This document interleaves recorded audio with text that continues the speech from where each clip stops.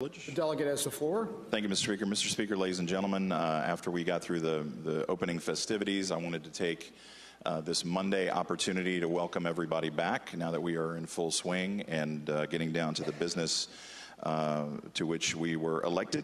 I want to share some of the priorities of the House Republican Caucus this morning with our colleagues, especially in light of the governor's speech the other night. I listened intently, as did my colleagues. We heard certainly perhaps a slightly different tone than last year, but we were all struck by the checking off of the boxes of issues that seem to play only to an increasingly liberal progressive base, and I understand why the governor would want to do that, but it wasn't any less disappointing to see the nothing but passing references to bipartisanship.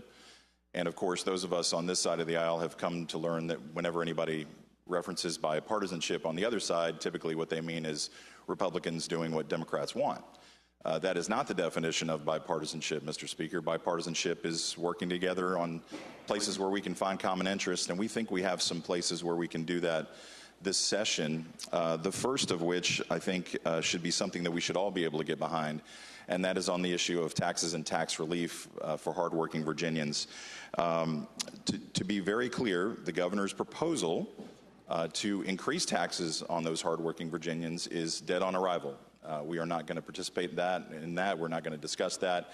That is a non-starter for this caucus, and we are not going to go along with it. And I just wanted to lay down that marker.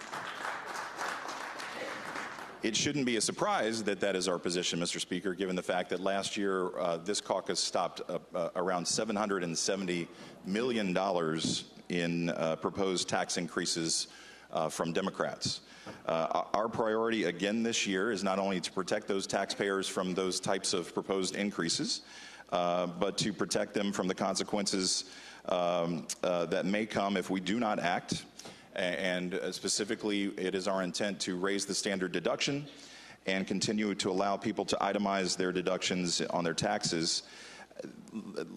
Those proposals, you would think, having heard the reaction from some, is outlandish, that we would dare to protect hardworking people using those mechanisms, Mr. Speaker. I want to be clear about another thing. This is not a tax cut for the rich, as is so often the predictable refrain of the opponents of tax relief. Our plan is squarely focused on tax relief to hardworking middle-class families and individuals who power our economy, and something like that, providing that relief for those hardworking people and families, should be a bipartisan place where we can all find common ground, Mr. Speaker, and I encourage common ground in this area. The other area where we have demonstrated bipartisan work throughout the year is something that I want to commend the Speaker for his leadership in this area, and that is on the issue of school safety. As the Speaker knows, for the first time in 150 years, the Speaker appointed a select committee to work on a specific issue. And this is an issue that is increasingly in the news and increasingly the source of much angst by parents around this Commonwealth. And the Speaker's leadership took that on, and I commend you, Mr. Speaker, for doing that. And we think we had some great work product that came of the Select Committee on School Safety, including 24 priority recommendations, which will include, among other things, realigning the roles and responsibilities of school counselors to better emphasize direct student services, allowing retired law enforcement officers greater opportunity to work as school resource officers or school security officers without having to have their retirement affected. And that will, of course, provide us with opportunities to have better, more experienced law enforcement officers in those roles, to create a statewide tip line for suicide prevention and mental health concerns, and finally, increasing funding for the Center for School and Campus Safety, which does so much good work across our Commonwealth to try to bring attention to these issues and to try and resolve them to keep our kids safer in this place where they should all not only feel safe, but actually be safe. And we are encouraged that we have some great recommendations coming from the School Safety Select Committee.